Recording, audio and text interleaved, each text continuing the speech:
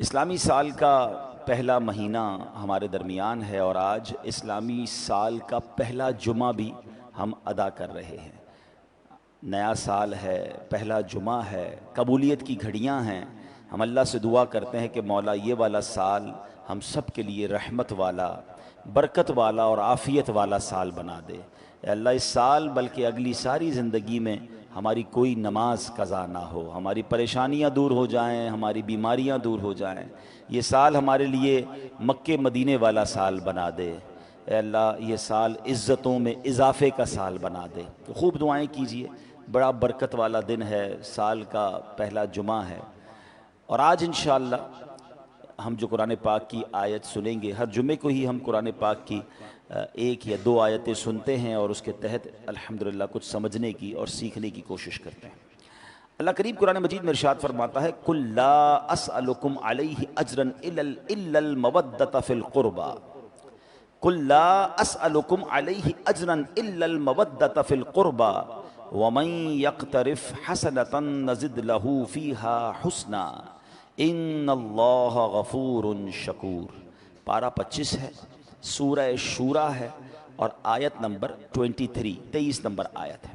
ترجمہ آسان ترجمہ قرآن کنز العرفان، تم فرماؤ میں اس پر تم سے کوئی معاوضہ طلب نہیں کرتا مگر قرابت کی محبت، اور جو نیک کام کرے ہم اس کے لیے اس میں اور خوبی بڑھا دیں گے، بے شک اللہ بخشنے والا قدر فرمانے والا ہے۔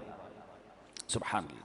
تو اب یہ آیت ہمیں کیا درس دے رہی ہے؟ محرم الحرام پہلے یاد رہے، جیسے میں نے عرض کیا کہ اسلامی سال کا پہلا مہینہ ہے، اور اس مقدس مہینے کو شہر اللہ، اللہ پاک کا مہینہ بھی کہتے ہیں، یہ بھی یاد رکھیے گا۔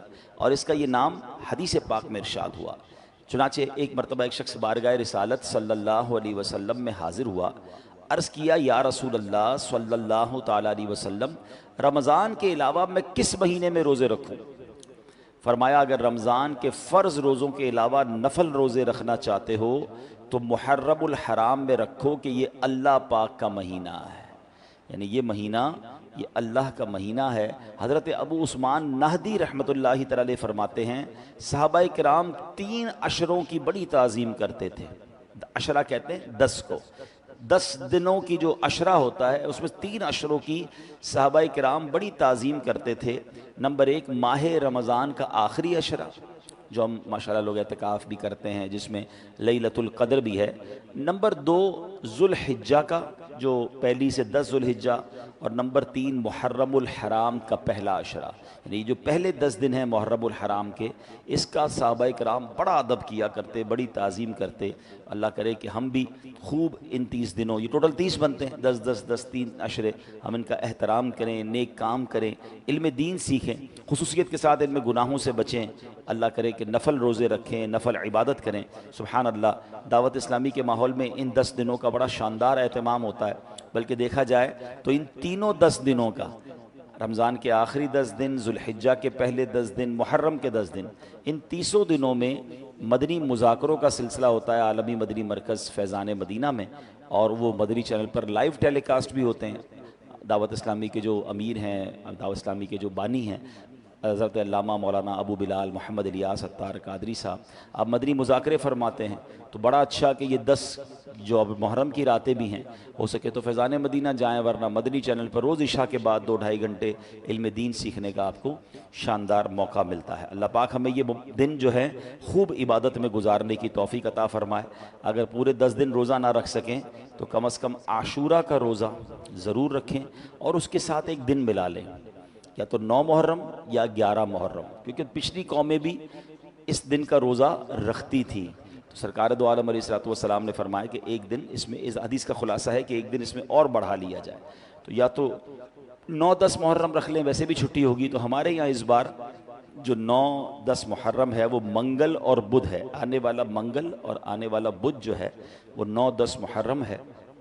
تو آپ نے اس میں کوشش کر کے، چھٹیاں بھی ہیں، روزہ بھی رکھنا ہے، اور ہماری اسی مسجد میں انشاءاللہ 9 محرم کی رات، یعنی منگل کی رات عشاء کی نماز کے فوراً بعد ایک اجتماع فضائل اہل بیت ہوگا، اور اس میں آپ نے سب نے آنا ہے، کیونکہ اس میں انشاءاللہ ہم کربلا کے واقعے کے حوالے سے بھی سنیں گے، فضائل اہل بیت بھی سنیں گے، اور پھر انشاءاللہ یہاں پر لنگر کا بھی اہتمام ہوگا، لنگر حسینی کا اہتمام ہوگا۔ تو یہ بڑی رات ہے، عبادت کی رات ہے، تو آپ نے عشاء کی نماز یہیں ادا کرنی ہے اور اس پروگرام میں بھی شرکت کرنی ہے۔ اب آتے ہیں آیت کی طرف، سورہ شورا کی جو آیت تلاوت کی تو اس کے بارے میں کیا ارشاد ہوتا ہے۔ معاملہ یہ تھا کہ جب نبی پاک علیہ الصلوۃ والسلام مکہ پاک سے مدینہ طیبہ ہجرت کر کے جب تشریف لائے تو انصار صحابہ کون تھے چلے یہ بھی سمجھ لیں۔ مہاجرین و انصار کئی بار آپ نے سنا ہوگا۔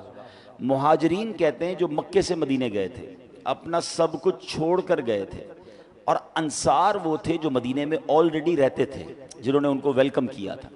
تو نبی پاک جب مکے سے مدینے پہنچے تو جو انصار صحابہ تھے انہوں نے دیکھا کہ سرکار دو عالم علیہ الصلوۃ والسلام کے پاس ظاہری مال و اسباب نہیں ہیں، یعنی نبی پاک کوئی بہت زیادہ پیسے اور بہت سارا سامان، ہم گھر شفٹ کرتے ہیں تو سامان بھی لے کے جاتے ہیں، کچھ لوگوں کو تو ٹرک اور سزوکیاں بھر کے جاتی ہیں، مگر ایسا نہیں ہوا تھا۔ صحابہ کرام اور نبی پاک علیہ الصلوۃ والسلام مکے سے جب مدینے ہجرت کی تھی تو کچھ بھی نہیں لے کر گئے، کیونکہ وہاں تو ظلم تھا، چھپ چھپا کے تو سفر ہوا تھا۔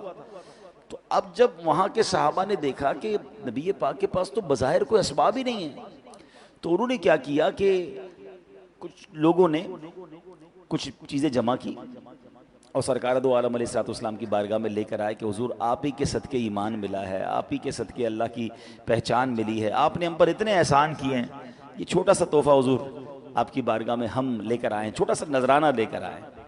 سبحان اللہ۔ نبی پاک علیہ الصلوۃ والسلام کی اس کیفیت کے بارے میں شاعر کیا خوب لکھتے ہیں کہ مالک کونین ہیں گو پاس کچھ رکھتے نہیں، مالک کونین ہیں گو پاس کچھ رکھتے نہیں، دو جہاں کی نعمتیں ہیں ان کے خالی ہاتھوں میں ہیں۔ آپ تو اللہ کے حبیب ہیں نا، خود فرما چکے ہیں کہ اگر میں یہ چاہوں، حدیث پاک کا خلاصہ ہے کہ یہ مکے کے پہاڑ میرے ساتھ سونے اور چاندی کے بن کر چلنا شروع ہو جائے۔ نبی پاک کی تو شان ہی نرالی تھی نا کہ آپ اشارہ فرماتے، مگر یہ جو آپ کا جو فقر تھا نا، یعنی یہ جو آپ کی سادگی تھی، یہ آپ کی جو غربت والے معاملات تھے، یہ نبی پاک کے اختیاری معاملات تھے۔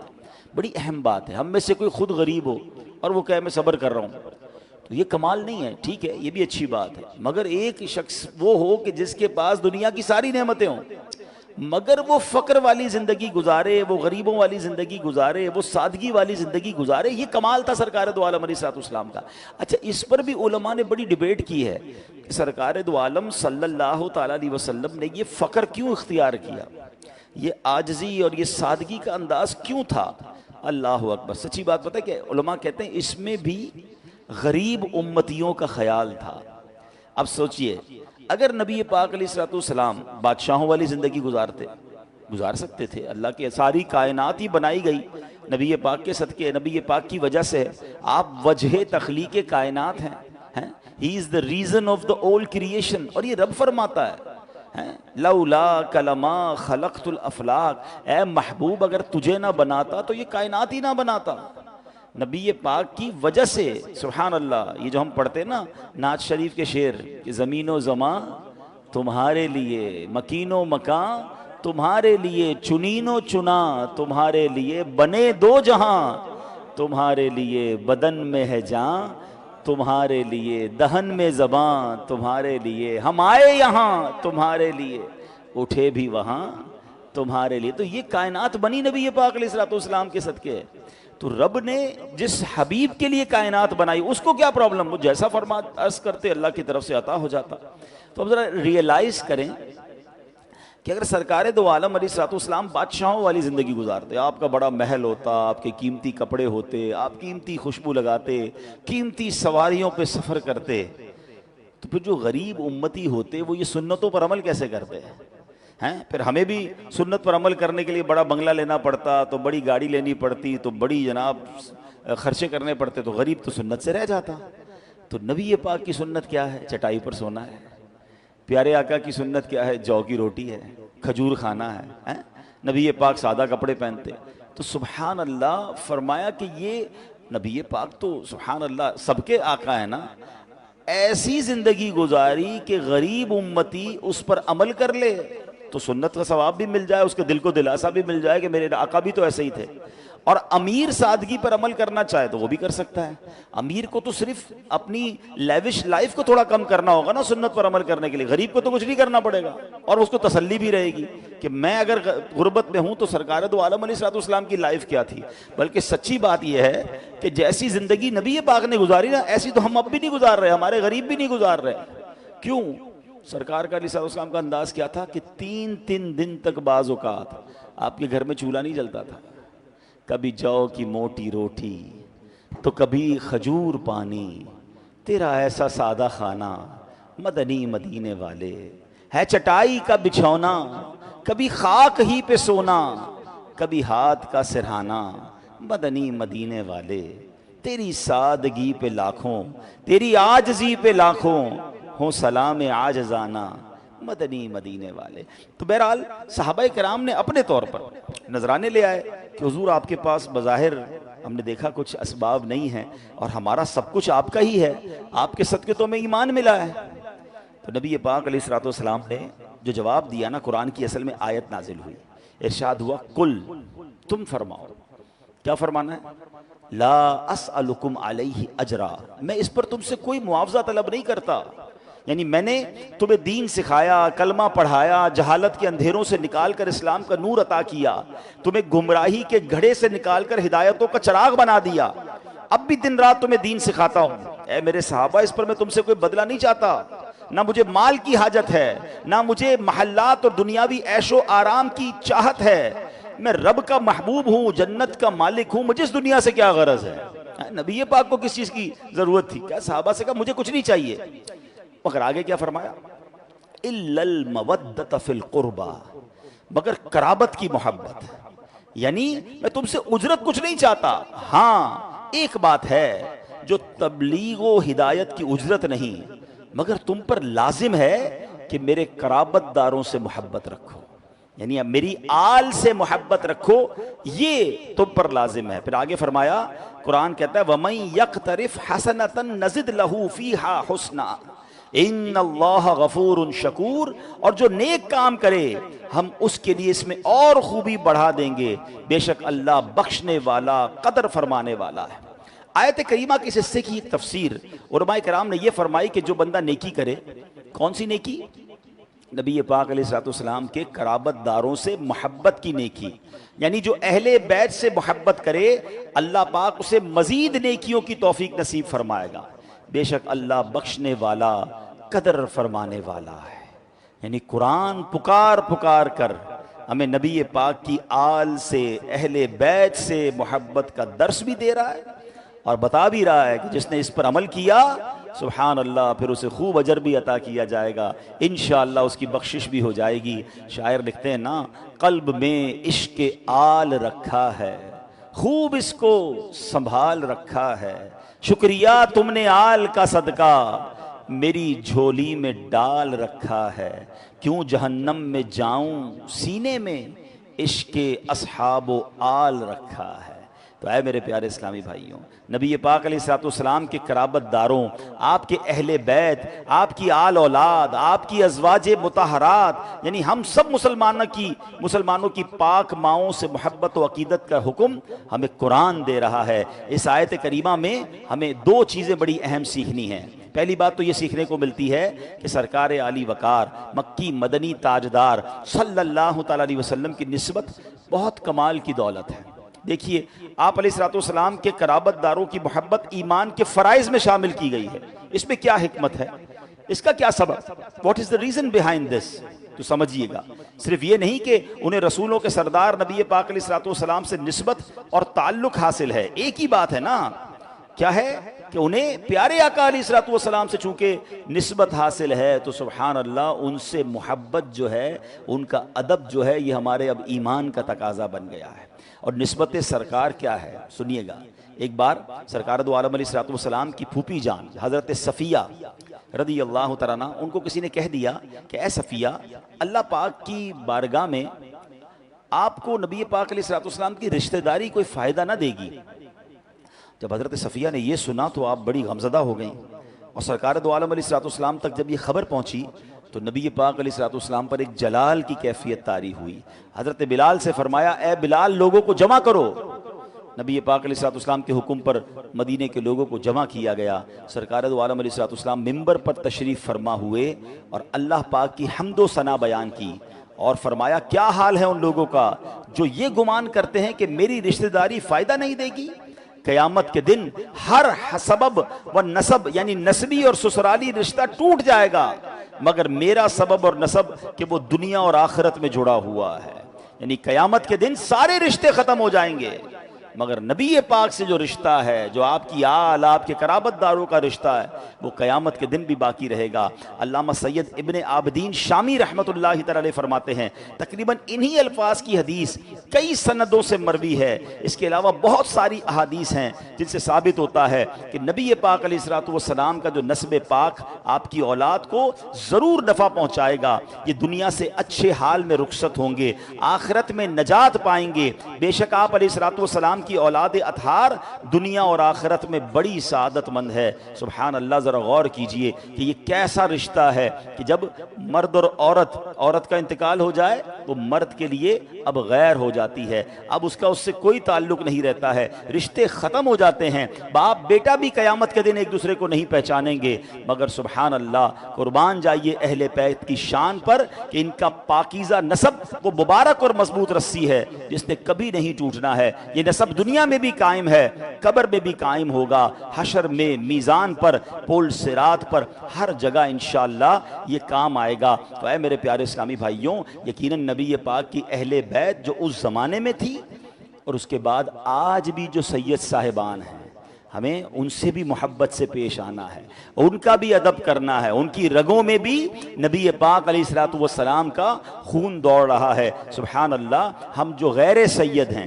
بڑی اہم بات کہنے جا رہا ہوں، ہم ہزاروں سال اللہ پاک کی بے ریا عبادت کریں، بغیر دکھلاوے والی ہزاروں سال عبادت کر لینا اور ساری زندگی سجدے میں گزار دیں، ہمیں وہ شرف حاصل نہیں ہو سکتا جو سید زادوں کو حاصل ہے. کیونکہ سید زادے نبی پاک کے جسم پاک کا حصہ ہیں، ان کی رگوں میں دوڑنے والا خون رسول ہاشمی صلی اللہ تعالی علیہ وسلم کا خون ہے اور غیر سید کو یہ نسب اور یہ برکت حاصل نہیں ہو سکتی ہے. یہ بات ہمیشہ ایڈمٹ رکھنی ہے کہ آل رسول کی شان ہی نرالی ہے اور ہمارے بزرگان دین، ہمارے صحابہ نے اس کو اسی انداز سے ٹریٹ کیا اپنے دور میں جس طرح وہ آل رسول سے پیار کرتے تھے. یہ ہم سب کے لیے درس ہے. بریلی کے تاجدار امام عشق و محبت اعلیٰ حضرت نے صرف زبانی نہیں کہا، آپ نے تو کئی مواقع پر پروف کیا. کیا خوبصورت شعر ہے کہ تیری نسل پاک میں ہے بچہ بچہ نور کا،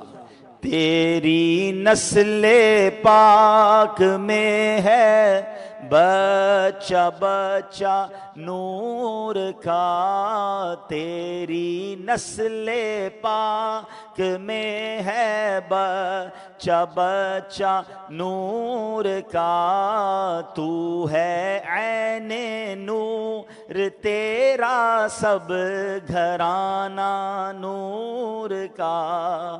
تو یہ بات ہمیں ذہن میں رکھنی ہے. اب ایک اور بات ہم نے سمجھنی ہے کہ سید زادے ان کے جو ڈفرنس ہے نا، ہو سکتا ہے ابھی بھی کسی کے ذہن میں نہ آتا ہو کہ یار یہ کیسے ہو سکتا ہے کہ ہم نمازی بھی ہوں، ہم عبادت گزار بھی ہوں، ہم سید زادے پھر بھی ہم سے افضل ہیں.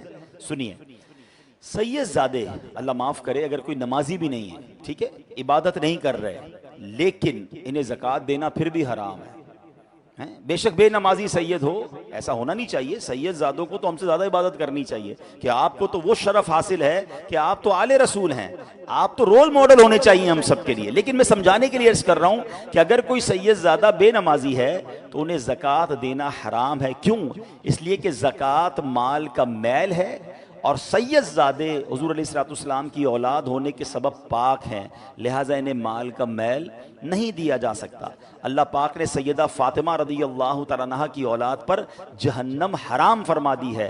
قیامت کے دن سب سے پہلے ان کی شفاعت کی جائے گی. یہ پاک لوگ اہل زمین کے لیے امان ہیں.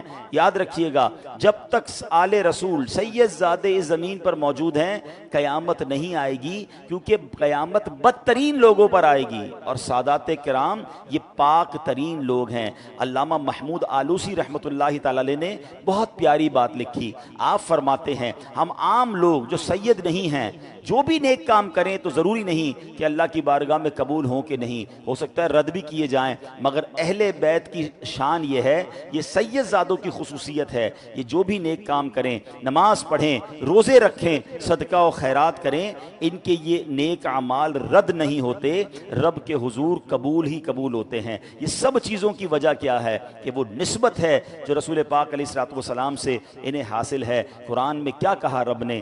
الا المودۃ فی القربى ومن یقترف حسنۃ نزد لہ فیہا حسنا، مگر قرابت کی محبت اور جو نیک کام کرے ہم اس کے لیے اس میں اور خوبی بڑھا دیں گے۔ یہ بھی نسبت محبوب کا فیضان ہے۔ اہل بیت کی محبت ضروری ہے۔ سادات کرام کا ادب و احترام ہم پر فرض ہے، اور کیوں فرض ہے؟ صرف اس لیے کہ ہمارے آقا علیہ الصلوۃ والسلام کی یہ آل اولاد ہیں۔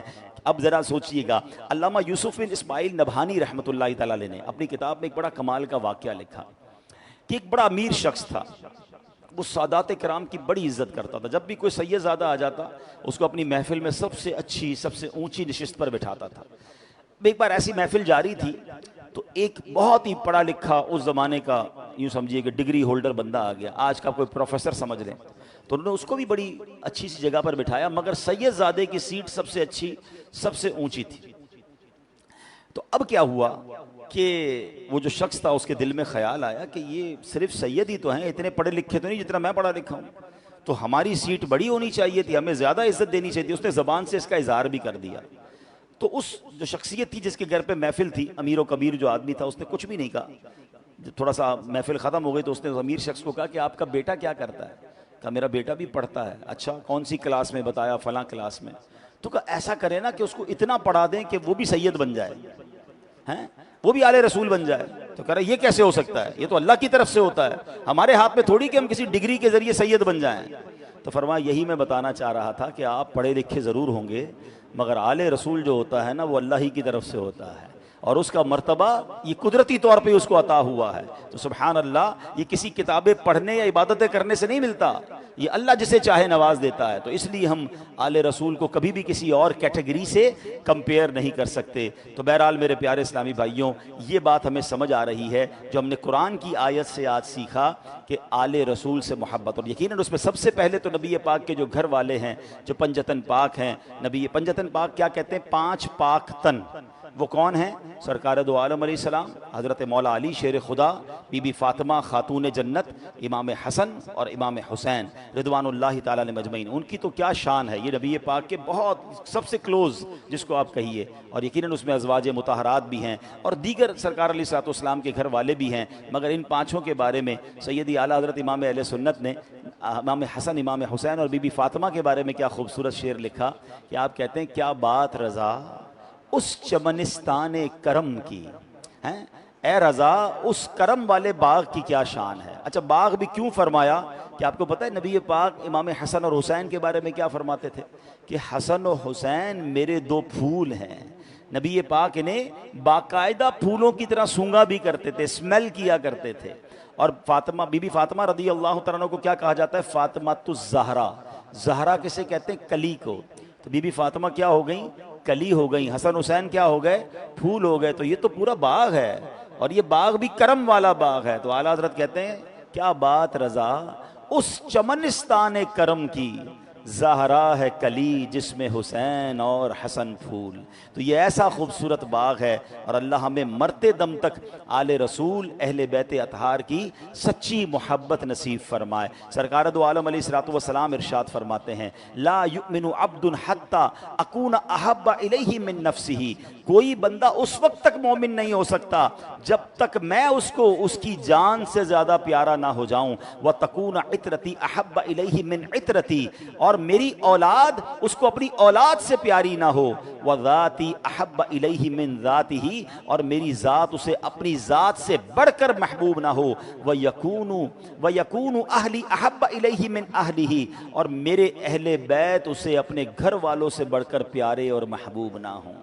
یعنی میرے اور آپ کے کامل مومن ہونے کی دلیل کیا ہے کہ میری ذات سے بڑھ کر، میرے تمام لوگوں سے بڑھ کر، میری جان سے بڑھ کر مجھے نبی پاک سے محبت ہو، اپنی اولاد سے زیادہ نبی پاک کی اولاد سے پیار ہو، اپنی ذات سے بڑھ کر سرکار کی ذات سے محبت ہو، اور فرمایا اپنے گھر والوں سے بڑھ کر نبی پاک کے گھر والوں سے محبت ہو۔ یہ میرے اور آپ کے ایمان کا تقاضا ہے۔ یقیناً نبی پاک سے محبت کرنی ہے تو سب سے بڑھ کر کرنی ہے، تو ہمیں سرکار علیہ الصلوۃ والسلام کی آل اور آپ کے اہل بیت سے دل و جان سے محبت کرنی ہے۔ ایک اور روایت میں ہے جو اللہ پاک سے محبت کرتا ہے، اب ذرا ترتیب سنیے گا، جو اللہ پاک سے محبت کرتا ہے وہ قرآن سے محبت کرتا ہے، جو قرآن سے محبت کرتا ہے نبی پاک فرماتے ہیں وہ مجھ سے محبت کرتا ہے، جو مجھ سے محبت رکھتا ہے وہ میرے اصحاب اور قرابت داروں سے محبت رکھتا ہے۔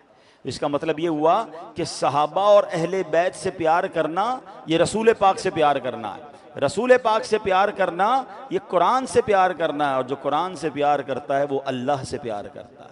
تو ہمیں قرآن کو بھی تھامنا ہے، سنت کو بھی تھامنا ہے، اور اصحاب و اہل بیت سے بھی پیار کرنا ہے۔ ایک بڑی آج کل کے زمانے میں ایک عجب سا فینومینا چل پڑا ہے کہ کچھ لوگ صرف صحابہ کی بات کرتے ہیں، اہل بیت کی بات نہیں کرتے، کچھ لوگ صرف اہل بیت کی بات کرتے ہیں، صحابہ کی بات نہیں کرتے۔ ایسا نہیں ہونا چاہیے، یہ دونوں ہماری آنکھیں ہیں، ہاں یہ ہمارے سر کے تاج ہیں، یہ نبی پاک کے ساتھ ہی ہیں، ہم کیسے کہ ان کے بارے میں کوئی مائنس بات اپنے ذہن میں لا سکتے ہیں؟ ٹھیک ہے، پہلے دو حدیثیں سنیے گا۔ سرکار دو عالم علیہ الصلوۃ والسلام اپنے صحابہ کے بارے میں کیا کہتے ہیں؟ اصحابی کالنجوم فبأیہم اقتدیتم اہتدیتم، میرے صحابہ ستاروں کی مانند ہیں، ان میں سے جن کی بھی اقتدا کرو گے ہدایت پا جاؤ گے۔ دے آر لائک اسٹارز، ٹھیک ہے۔ اور اپنی اہل بیت کے بارے میں کیا فرماتے ہیں؟ حدیث پاک کا مضمون ہے کہ میری اہل بیت امت کے لیے کشتی نوح کی مانند ہے، جو اس کشتی میں سوار ہوگا اس کا بیڑا پار ہو جائے گا، وہ کنارے لگ جائے گا۔ اب سبحان اللہ غور کیجئے، صحابہ کیا ہیں؟ ستارے ہیں، اور اہل بیت کیا ہے؟ وہ کشتی ہے۔ اب اگر جو پہلے کے لوگ تھوڑا سا جن کو تاریخ پڑھی ہو، اب تو کمپاس وغیرہ آ گئے ہیں، مگر پہلے جب کشتی کنارے لگانی ہوتی تھی نا، سمندر کا سفر کرنا ہوتا تھا، تو دو چیزوں کی ضرورت ہوتی تھی، اچھی کشتی ہو اور ستارے نظر آ رہے ہوں، تو اسی سے راستہ لوگ ڈھونڈ کر اپنا سفر طے کیا کرتے تھے۔ بریلی کے تاجدار اعلیٰ حضرت نے مسئلہ ہی حل کر دیا کہ اے اہل سنت والوں، تمہارا بیڑا پار ہو جانا ہے، تمہاری کشتی بھی بڑی پیاری ہے، تمہارے ستارے بھی بڑے پیارے ہیں، تمہیں صحابہ سے بھی پیار ہے، تمہیں اہل بیت سے بھی پیار ہے۔ اعلیٰ حضرت کہتے ہیں اہل سنت کا ہے بیڑا پار، اصحاب حضور نجم ہیں، اور ناؤ ہے عطرت رسول اللہ کی۔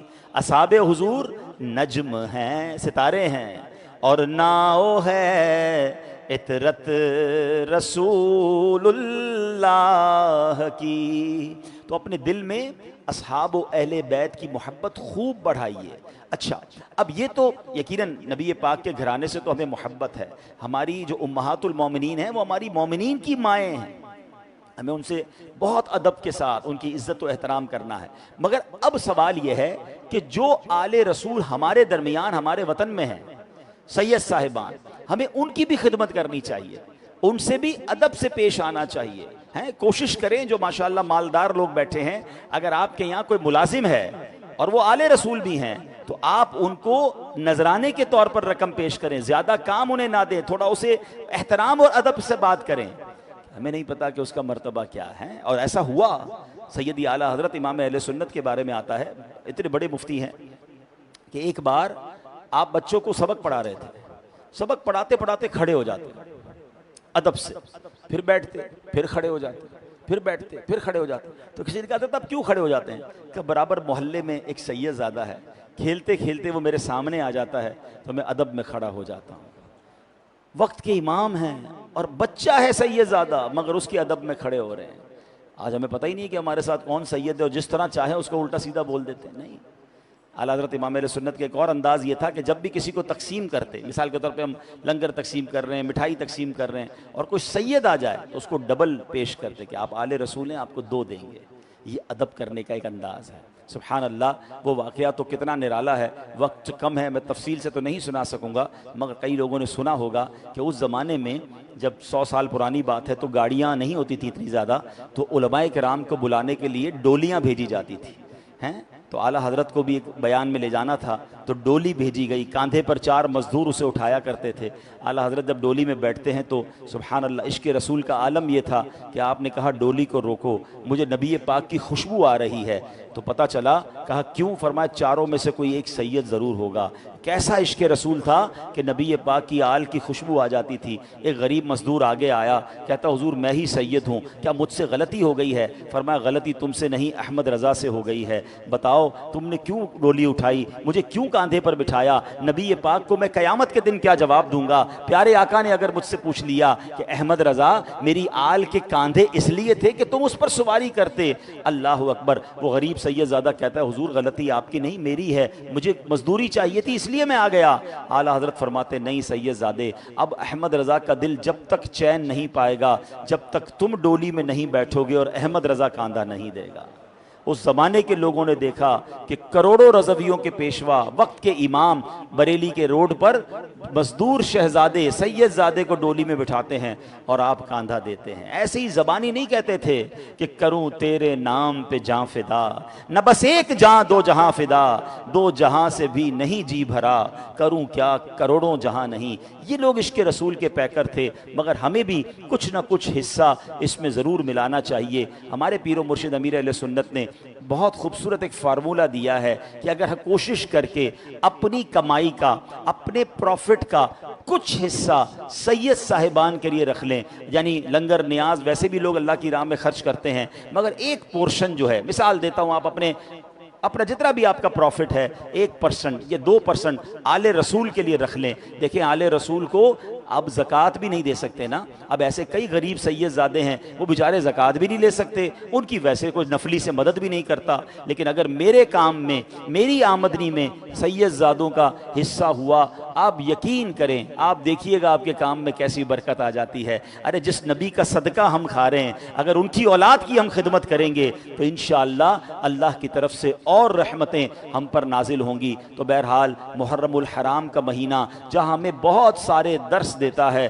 وہاں اہل بیت سے محبت کا درس دیتا ہے، نبی پاک کے گھرانے کا محبت کا درس دیتا ہے، اور پھر آج کے دور میں جو سید صاحبان ہیں ان کے لیے بھی ہمیں درس دیتا ہے۔ ہاں سید وہی ہوگا جس کا عقیدہ اور ایمان درست ہوگا، جو صحابہ کرام کے بارے میں بھی درست عقیدہ رکھتا ہوگا، ہم اسی سید کو انشاءاللہ اس کی خدمت بڑی محبت کے ساتھ کریں۔ اور یہاں سید صاحبان بھی اگر مجھے سن رہے ہیں تو ہاتھ جوڑ کر آپ سے عرض ہے کہ آپ تو آل رسول ہیں، قرآن آپ کے فضائل بیان کر رہا ہے، تو ہمیں تو ایسا بننا چاہیے۔ وہ کہتے ہیں نا کہ میں ایسا بنوں کہ مجھے دیکھ کر لوگ میرے والد کے بارے میں کہیں کہ کیا تربیت کی ہے۔ تو آل رسول جو سید صاحبان ہیں، نمازوں کی پابندی ہو، عشق رسول کا پیکر آپ نظر آئیں، سنتوں کے پیکر نظر آئیں، تاکہ آپ کو دیکھ کر مزید لوگ انشاءاللہ سنتوں کی راہ پر چلنے والے بن جائیں۔ اللہ پاک ہمیں اہل بیت اطہار اور سید صاحبان آل رسول کا ادب نصیب فرمائے۔